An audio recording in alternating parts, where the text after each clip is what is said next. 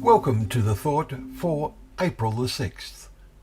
Our readings are Numbers 22 and 23, Proverbs 16, and Ephesians chapters 3 and 4. And our thought is, having lost all sensitivity. Are you sensitive? Is it a good thing or a bad thing? It seems to us that many people have largely lost whatever ability they had to be sensitive to the feelings of other people. It is a great blessing that many will give to help victims of some tragedy, such as in the floods and fires in this country, but is that as far as it goes? Nearly everyone is living for themselves. Paul, in his letter to the Ephesians, as in his other letters, stresses the need for the committed follower of Christ to be sensitive to the feelings and needs of fellow believers.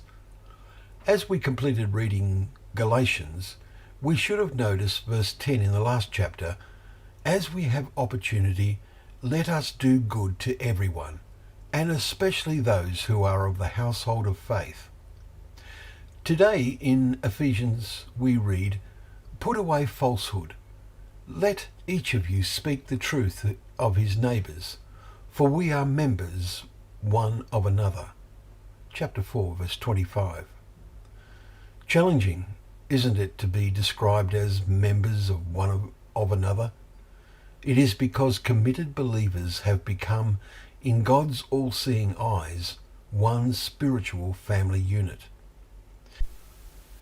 We came across this word sensitivity when reading the New International Version, which translates Paul as writing that they must no longer live as the Gentiles or non-Christians do, in the futility of their thinking, having lost all sensitivity.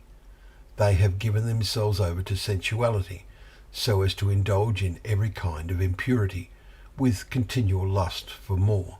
Verses 17 and 19. The ESV, which we normally use, translates they have become callous, and that is what the world today has become, as it has become less and less Christian. The true believer is the very opposite. Let no corrupting talk come out of your mouth, writes Paul, but only such as is good, that it may give grace to those who hear.